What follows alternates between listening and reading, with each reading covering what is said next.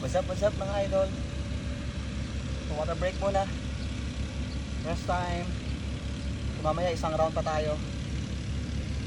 Dito tayo yung day 8 na natin mga lods. Day 8 na natin.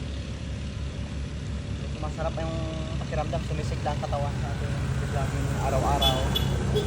So tignan natin kung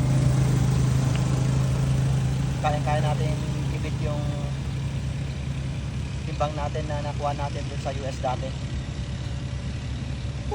Kaya dito tayo nagsasakripisyo para magbawas ng timbang.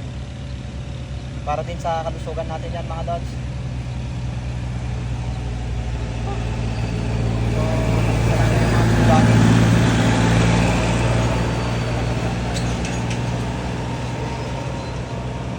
Quarter to 9 na.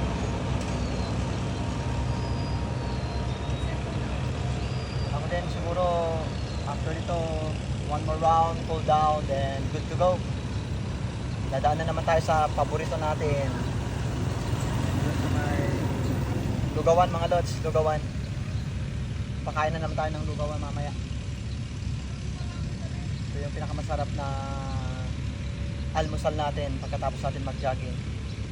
So, nag-burn tayo ng mga fats natin, nag-burn tayo ng calories sa katawan. Papalitan ulit natin siya. So, sabi ko nga sa inyo, bawal mag-diet eh. So, kain, then exercise. Ganun lang tayo mga lods. We will go to the natural way to reduce weight.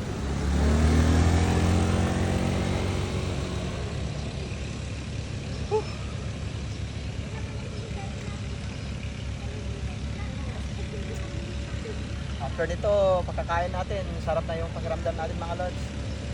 Maligo, then manood ng NBA.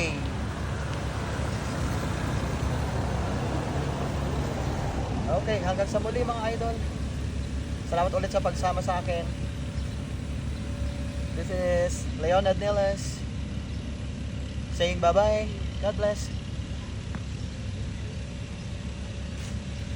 Good for the heart.